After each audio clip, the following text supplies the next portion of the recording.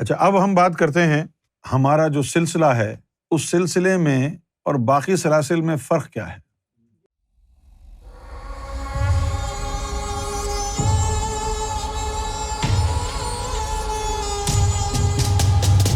سب سے بنیادی فرق تو یہ ہے کہ جتنے بھی باقی سلاسل آئے ہیں وہ فیضان نبوت سے نکلے ہیں، اس کے لیے دین اسلام اختیار کرنا ضروری ہے۔ سب سے بڑا فرق یہ ہے، جبکہ امام مہدی پوری دنیا کے لیے تمام مذاہب کے لیے آئے ہیں، تو اس کے لیے کسی بھی مذہب کی قید نہیں ہے۔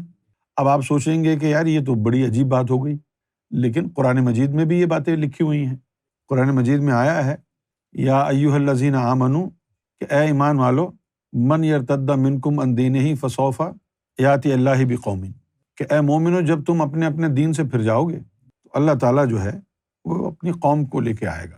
اور ایک دوسری صورت میں جو ہے اللہ تعالیٰ نے یہ بھی فرمایا کہ اے مومنو، بھلے تمہارا تعلق یہودیوں سے ہو، عیسائیوں سے ہو یا صابئیوں سے ہو، اگر تین چیزیں تمہارے اندر موجود ہیں، اللہ کی ذات پر ایمان، یوم آخرت پر ایمان اور عمل صالح، تو پھر تم مومن ہو اور تم پر کسی قسم کا خوف نہیں، کسی چیز کا غم نہیں۔ سورہ بقرہ کی آیت 62 میں ہے، ان الذین آمنوا والذین ہادوا والنصارى والصائبین من آمن باللہ والیوم الآخر وعمل الصالح فلہم اجرہم عند ربہم ولا خوف علیہم ولا ہم یحزنون۔ تو یہ تو قرآن مجید میں اللہ تعالیٰ نے بیان کر دیا کہ آپ کا دین دھرم کوئی بھی ہو، تین چیزیں مشترک ہونی چاہیے: اللہ کی ذات پر ایمان، یوم آخرت پر ایمان اور عمل صالح۔ اگر یہ چیز ہے کسی بھی دین سے ہو، اللہ کی نظر میں آپ مومن ہیں۔ تو اللہ تعالیٰ نے جو قرآن مجید میں یہ حقیقت بیان فرمائی ہے، امام مہدی اس کا عملی مصداق ہوں۔ امام مہدی لوگوں کو اللہ کے نام پر، اللہ کی محبت، اللہ کی توحید پر، اللہ کے عشق پر تمام مذاہب کو اکٹھا کر دیں گے، لوگوں کو اللہ والا بنائیں گے۔ تو اب یہ جو فیض ہے یہ نبوت کا فیض نہیں ہے، یہ فیض مہدیت ہے، کیونکہ یہ رعایت صرف امام مہدی علیہ الصلوۃ والسلام کے لیے ہے۔ اب میں آپ کو بتاتا ہوں کہ یہ فیض دو طرح کا کیوں ہو گیا۔ یہ ذرا لے کے آنا بورڈ، یہ آپ سمجھ لیں یہ ہے خط احدیت، اور یہاں سمجھ لیں کہ جیسے اللہ ہے، یہ دو رخ ہیں، یہ کہلاتا ہے شرق اور یہ کہلاتا ہے غرب۔ اسی کے بارے میں اللہ نے کہا ہے رب المشرقین و رب المغربین۔ تو یہ اللہ کی دو سمتیں ہیں، یہ دو سمتیں ہیں، یہاں سے یوں جا رہی ہے، یہاں سے یوں جا رہی ہے، یہ شرق ہے اور یہ غرب ہے، یہ دو سمتیں ہیں۔ اب میں تمہیں قرآن کی وہ تفسیر بتا رہا ہوں جو پہلے بیان نہیں کی، اور مجھے یاد دلانا یہ قرآن کی 21ویں تفسیر ہے۔ اب یہ جو چیز ہے شرق اور غرب والی، قرآن مجید نے اسی کو قاب قوسین کہا ہے، شرق سے اور غرب والی، او ادنا۔ تو قاب قوسین سے مراد کیا ہوا کہ ایک اللہ کا دایاں بازو ہے اور ایک بایاں بازو ہے۔ تو یہ جو شرق ہے یہاں سے نبی کریم صلی اللہ علیہ وسلم جڑے ہوئے ہیں، اور پھر باقی تمام انبیاء، کل انبیاء مرسلین یہیں سے جڑے ہوئے ہیں۔ یہ پوری جمعیت مرسلین کے امام ہیں محمد رسول اللہ صلی اللہ علیہ وسلم، شرق سے۔ یہ یہاں پر جو فیضان آیا ہے وہ رسالت و نبوت کا ہے۔ ایک حدیث شریف میں آیا کہ قرب قیامت میں سورج مغرب سے طلوع ہوگا۔ وہ سورج جو ہے ظاہری سورج کی طرف اشارہ نہیں تھا، سورج کو تشبیہ دی جاتی ہے اللہ کی ذات سے، اس سے مراد ہے یہ والا مغرب، یہاں اس والے رخ سے اللہ تعالیٰ سامنے آئے گا، اور وہ پہلے کہہ چکا ہے رب المشرقین و رب المغربین، تاکہ یہ نہ کہو کہ مشرق سے جب آیا تھا تو وہ فیض تو اللہ کا تھا، اب یہ مغرب سے آیا ہے تو یہ کس کا فیض ہے؟ رب المشرقین و رب المغربین۔ اچھا، اب یہاں پر یہ میں نے لکھا ہے محمد صلی اللہ علیہ وسلم، اور پھر سارے انبیاء، سارے مرسلین ان کے ساتھ جڑے ہوئے ہیں۔ اب حضور کو مزید اگر شارٹ لسٹ کریں تو حضور صلی اللہ علیہ وسلم جو ہے یہ اللہ کی ذات ہے، اور یہاں پر محمد رسول اللہ صلی اللہ علیہ وسلم کی ذات ہے، جڑی ہوئی ہے اللہ کی ذات سے۔ اچھا، اب یہاں پر جڑے ہوئے ہیں، اوپر نیچے نہیں، اوپر جڑے ہوئے ہیں۔ اب یہاں غور کیجئے وسیلہ کیا ہوتا ہے۔ جیسے میں کہوں کہ بھئی میں ظاہر شاہ کے وسیلے سے دعا مانگ رہا ہوں، تو ظاہر شاہ کا وسیلہ کب سچا ہوگا؟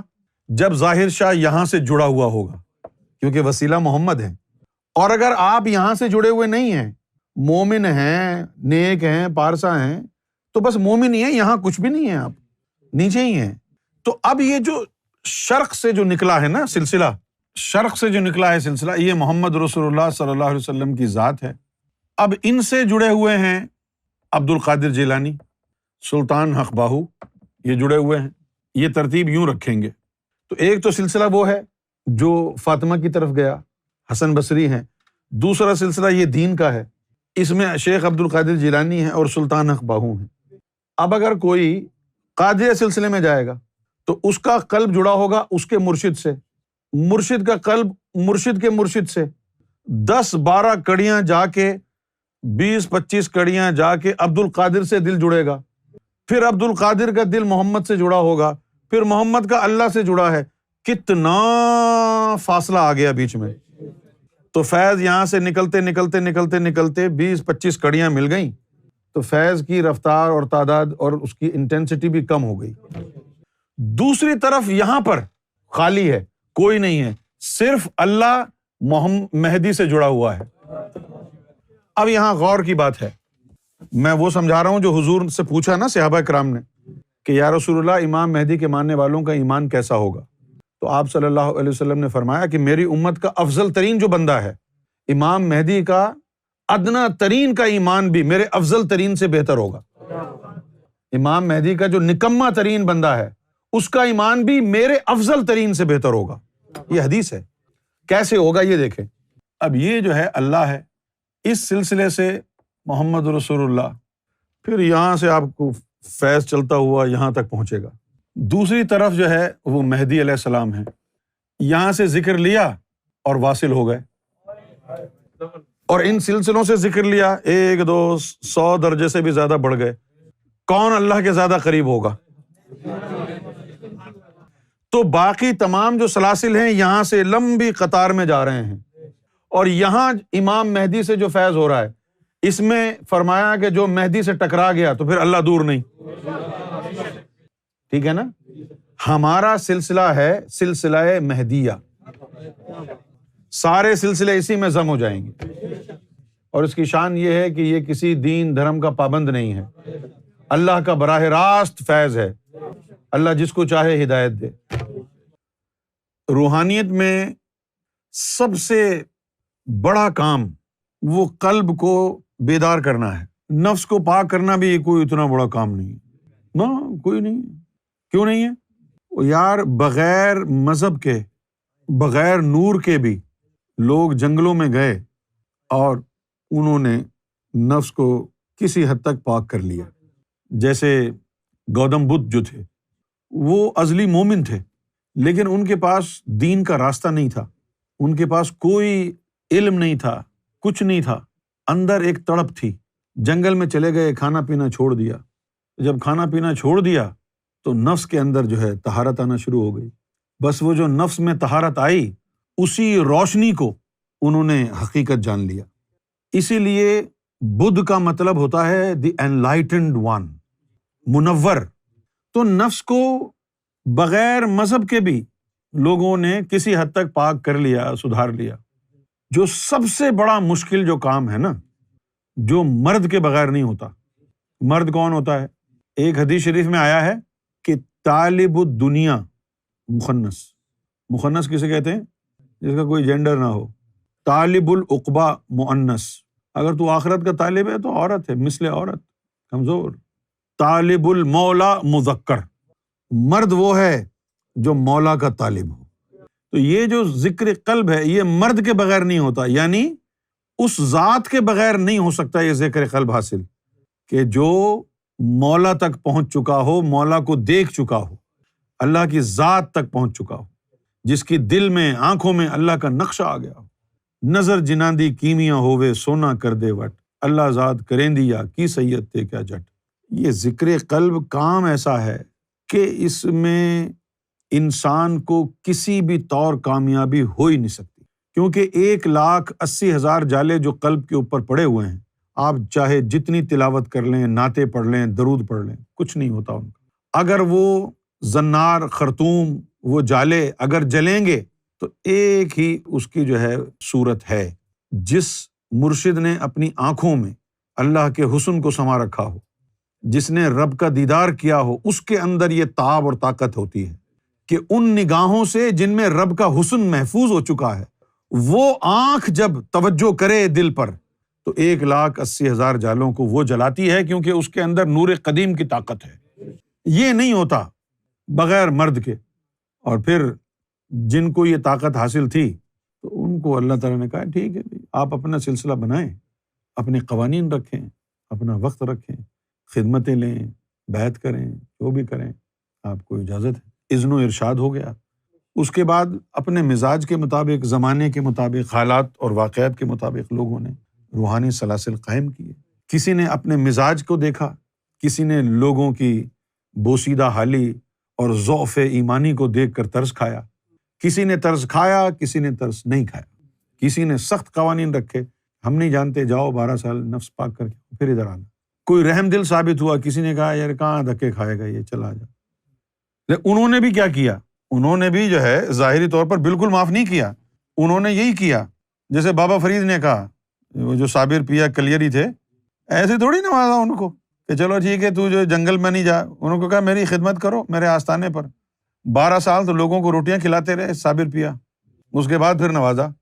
تو یہ کام ہے اصل، یہ جو 1,80,000 جالوں کو جلانے والا کام ہے۔ اچھا اب اس کے بعد ایک اور چیز شروع ہوتی ہے، وہ کیا؟ یہ جو لطیفہ قلب ہے نا، یہ بند ہے۔ دیکھو میں نے آپ کو پہلے بھی ایک بات سمجھائی تھی کہ شرح صدر کس کو کہتے ہیں؟ لوگ تو یہ کہتے ہیں نا کہ سینے کا کھلنا، کسی نے اس کا ترجمہ کیا سینے کا کشادہ ہونا، یعنی وائڈننگ۔ ہمیں وائڈ کرنے کی کیا ضرورت ہے؟ ایسے ہی بس اپنی ہر آدمی بک بک کر کے دفع ہو گیا۔ شرح صدر کیا ہے؟ شرح صدر یہ ہے کہ اس قلب کے اندر اللہ نے سارے لطائف کو رکھا ہے۔ جیسے انڈے میں مرغی کا بچہ ہوتا ہے چوزا، اسی طرح اس کے اندر سارے لطائف بند ہیں قلب کے اندر سارے۔ تو اب اگر ہم نے اپنے لطیفوں کو اللہ اللہ میں لگانا ہے نا، تو اس انڈے سے باہر نکلیں گے تو اللہ اللہ میں لگائے گا نا کوئی، تو یہ فنکاری تو آنی چاہیے نا کہ اس انڈے کو نکالنا کیسے۔ اور انڈے نکالنے کا علم نہ ابراہیم کو ملا، نہ موسیٰ کو، نہ عیسیٰ کو۔ انڈے میں سے چوزا نکالنے کا علم آدم صفی اللہ کو ملا تھا، کیونکہ انہی کی نبوت ہے نا، یہ انہی کی رسالت تھی، یہ پہلی نبوت، پہلی رسالت، پہلی عبادت لطیفہ قلب کی ہے۔ اچھا اب 2 چیزیں ہو گئیں، سینہ جو ہے وہ ایک انڈے کی مانند ہے اور اس کے اندر سارے لطیفے موجود ہیں، پورے 5 کے 5 لطیفے قلب کے اندر چھپے ہوئے ہیں، اس کو توڑنا ہے۔ اب سرکار گوھر شاہی نے یہ فرمایا کہ صحیح انڈے میں سے چوزا نکالنا کوئی بڑی بات نہیں ہے، مرغی نکالتی ہی ہے۔ فرمایا کوئی ایسی مرغی لے کے آؤ جو سڑا ہوا گندا انڈا ہو، اس کے اندر سے چوزا نکالے۔ سرکار نے فرمایا کہ ہمارے نزدیک کرامت یہ ہے کہ انڈا سڑ گیا ہو، برباد ہو گیا ہو، اس کے اندر سے پھر چوزا نکالو تو ہم تم کو مرد جانتے ہیں۔ غوث اعظم نے فرمایا کہ جو میرا انڈا ہے وہ 1000 انڈے کے برابر ہے۔ ادھر یہ فرمایا کہ 1000 انڈے کے برابر تو ہے، اگر وہ انڈا ہی گندا ہے تو پھر 0 انڈا ہو گیا نا۔ علامہ اقبال نے بھی کہا تھا اس قوم کے انڈے گندے ہیں، پھینک دو ان کو گلیوں میں۔ بھائی مرغی کے انڈے تھوڑی گئے تھے، اس قوم کے انڈے گندے ہیں۔ اس قوم کے انڈے گندے کیسے ہوئے؟ جب تم گستاخ رسول بن گئے، جب تم گستاخ مولا علی بن گئے، جب تم گستاخ پنجتن پاک بن گئے، جب تم لوگوں نے ولیوں کی شان میں گستاخیاں شروع کر دیں، جب تم لوگوں نے بی بی فاطمہ کی عظمتوں کو ٹھکرا دیا، مولا علی کی عظمتوں کے تم منکر ہو گئے، تو یہ تمہارے انڈے گندے ہو گئے۔ یہ مر جائے، مردہ ہو جائے، وہ جو اندر مادہ ہے، جوہر جو ہے، یہ جو قلب ہے نا، اس کو کہتے ہیں جوہر انسان۔ یہ عرق ہے، اس کی میعاد ہے، از خود 40 سال تک یہ اس میں زندگی کے اثرات جو ہے موجود رہتے ہیں، 40 سال تک از خود، ورنہ پھر 40 سال کے بعد جو ہے اللہ تعالیٰ مہر لگا دیتا۔ راہ خاص ختم، اب راہ عام ہے، ہاتھ میں تسبیح پکڑ لے۔ سرکار گوھر شاہی نے فرمایا کہ یہ تسبیح کس کی سنت ہے؟ وہ یہ تسبیح ان کی سنت ہے جن کے اندر کی مخلوقیں مر گئیں، ان کے مرشدوں نے کہا کہ اب باہر کی تسبیحیں اٹھا لو کیونکہ تمہارے اندر کی تسبیح مر گئی ہے۔ یہ راہ عام والوں کے لیے تسبیح بنائی، ٹک ٹک ٹک، یہ ٹک ٹک تمہارے اندر بھی ہے نا، تف ہے تیرے اوپر کہ جوان ہے پھر بھی باہر کی تسبیح ہلا رہا ہے ٹک ٹک کے لیے، تو تیرے اندر بھی تو ٹک ٹک ہے نا۔ یہ جو انڈے گندے ہو گئے نا، ان گندے انڈوں میں سے چوزا کسی نے نہیں نکالا، ان گندے انڈوں میں سے چوزا نکالا ہے تو سیدنا سرکار گوھر شاہی نے نکالا ہے۔ اور مجھے تو یہ محسوس ہوتا ہے کہ ہم سارے ہی گندے انڈے ہیں، گندے ہی انڈے تھے نا، ہمارے اندر سے بغض و عناد اور شرک کی بدبوئیں آتی رہی ہیں نا۔ یہ انڈا گندا ہی ہو گیا نا جو محمد رسول اللہ کو وسیلہ نہیں مانتا، یہ انڈا گندا ہی ہے نا جو محمد رسول اللہ کو نور نہیں مانتا، اور یہ انڈا گندا ہی ہے نا جو علی کو مولا نہیں مانتا، یہ انڈا گندا ہی ہے نا جو فاطمہ کو محمد کا حصہ نہیں مانتا۔ یہ گندے انڈے ہو گئے نا سارے۔ اب اس کے اندر صرف ایک ہی نظر کام کر سکتی ہے، نظر مہدی علیہ السلام۔ تو یہ جو ہمارا سلسلہ ہے یہ سلسلہ مہدیہ ہے، اسی لیے ہم نے اس کو کہا ہے یونیورسل صوفی آرڈر۔ کوئی اور سلسلہ یونیورسل صوفی آرڈر نہیں ہو سکتا، نہ چشتیہ ہو سکتا نہ قادریہ ہو سکتا۔ وہ چشتیہ صوفی آرڈر ہو سکتا ہے، قادریہ صوفی آرڈر ہو سکتا ہے، سہروردی صوفی آرڈر، نقشبندی صوفی آرڈر، یونیورسل صوفی آرڈر نہیں ہو سکتا۔ نمبر 1، یونیورسل ہونے کا مطلب کیا ہے؟ یونیورسل صوفی آرڈر کا مطلب صرف یہ نہیں ہے کہ غیر مذاہب والوں کو بھی اس میں ذات عطا کیا ہے۔ یونیورسل صوفی آرڈر کا مطلب یہ ہے کہ اس دنیا کے علاوہ جو اور دنیا آباد ہیں یہ فیض وہاں پر بھی جاری ہے۔ اس سے پہلے جو سلاسل قائم ہوئے ہیں ان کو تو وہاں جانا نصیب نہیں تھا، ان کو تو وہاں جانے کی طاقت نہیں تھی، اگر جاتے بھی تو لطیفہ نفس کے ذریعے جاتے۔ وہ لطیفہ نفس کیا دکھے آتا ان کو؟ اس میں ذات کی طاقت تو لطیفہ نفس کو ہوتی نہیں ہے۔ یہ تو وہ دے سکتا ہے جو ادھر سے آنکھیں بند کرے مریخ پہنچ جائے، ادھر سے آنکھیں بند کرے سورج پر پہنچ جائے۔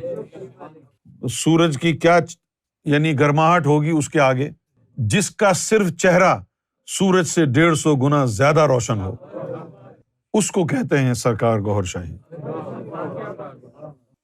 امام مہدی علیہ الصلوۃ والسلام سے فیض ہونا ایسے ہی ہے جیسے آپ کو اللہ سے فیض ہوا، کیونکہ امام مہدی اور اللہ کے بیچ میں کوئی فاصلہ نہیں ہے۔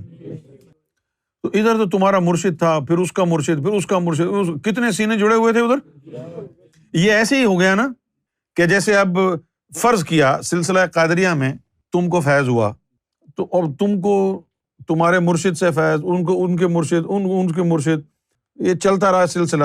50-60 مرشد کے بعد جا کر کے وہ حضور پاک کے سینے سے ملا، تو معلوم یہ ہوا کہ حضور یہاں کھڑے ہیں اور پھر 50 آدمیوں کی لائن ہے جس کے آخر میں آپ کھڑے ہوئے ہیں، تو جڑے ہوئے تو ہیں حضور سے، لیکن 50 آدمی آپ سے آگے کھڑے ہوئے ہیں، آپ کو تو نظر بھی نہیں آ رہے، اور دوسری طرف امام مہدی ہیں اور آپ ہیں۔ یہ سلسلہ مہدیہ ہے۔ دوسرے سلسلوں کا مستقبل کیا ہوگا؟ بھائی دوسرے سلسلوں کا مستقبل یہ ہوگا کہ وہ اسی سلسلے میں ضم ہو جائیں گے۔ ازم کیسے ہوں گے؟ ضم ایسے ہوں گے نا کہ جیسے یہاں پر ایک موبائل نیٹ ورک ہے ای، اس کو پھر ایک دن کیا ہوا، بی ٹی والوں نے خرید لیا۔ اب جب بی ٹی والوں نے خرید لیا تو بی ٹی کا نیٹ ورک اور ای کا نیٹ ورک دونوں کے کسٹمر ایک ہی ہو گئے۔ یہ سارے سلسلے چل رہے تھے نا، اس میں ذات اللہ سے جو غوث پاک کے پاس تھا، پھر جب وہ غوث پاک نے اس میں ذات کی کنجی امام مہدی کو دے دی، وہ ایسے ہی ہوا جیسے ای کو بی ٹی نے لے لیا۔ اب وہ جو سلسلوں کو چلانے والی جو کنجی تھی اس میں ذات کی، جب وہ غوث پاک نے امام مہدی علیہ السلام کو دے دی، تو اب تمہارا سلسلہ اس میں ذات سے ہی چلے گا نا، تو وہ اس میں ذات تو امام مہدی کے پاس ہے۔